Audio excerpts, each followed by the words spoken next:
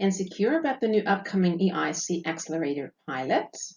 Let me guide you through the main changes of the program compared to the previous SME Instrument to give you an insight of the new challenges that we will be facing in the next weeks. Ready? Let's dive into them. The first one is not a mere change in its name, whereas SME Instrument Phase 2 is renamed as EIC Accelerator Pilot, but it also has implications on the type of projects and companies looked for. Unicorns are needed, and thus Europe wants to push forward and accelerate high-risk but also high-impact potential projects to the next level. Additionally, as you all know, SME Instrument Phase 1 will be discontinued as of next September. Change number 2, that is, consortiums will not be admissible under the EIC Accelerator pilot, is more related to the modifications regarding funding scheme than others that I will go through later on. The third one is related to the respective weights of impact, excellence, and implementation sections in the final score that will all share the same rating, 33% respectively. Therefore, impact section will shift from a weighted 50% to a 33%. On the other hand, though, a new aspect that has been brought onto the table, and that is the importance of demonstrating the insufficient capacity of the project to leverage private funding together with the de-risk management.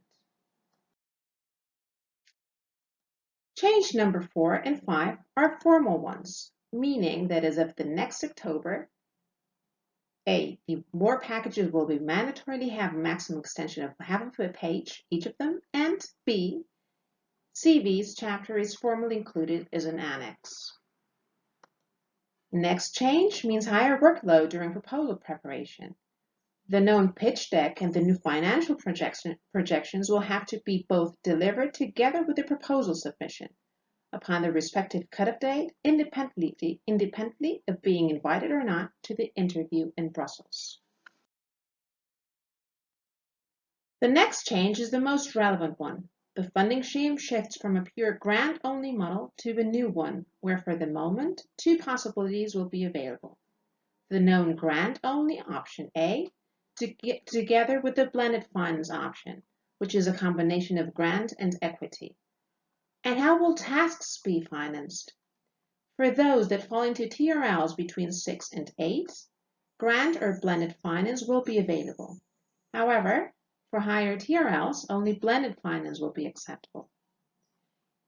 Additionally, the participation in equity by European Commission's Special Purpose Vehicle Company mandatorily implies the applicant to pass a due diligence. Should that not be the case, no equity contract would be signed, and the grant agreement would also be terminated. As a result of the new funding scheme, the evaluation process also suffers certain modifications, as seen on the chart. Proposals that are proposed for funding after the face-to-face meeting in Brussels will be invited to sign the grant agreement. In the case blended finance would have been requested, a due diligence will be conducted. If not satisfactory, equity would not only be discontinued, but also the grant agreement.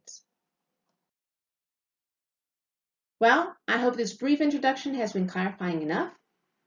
Should that not be the case, feel free to get in contact with us. Thanks for your attention.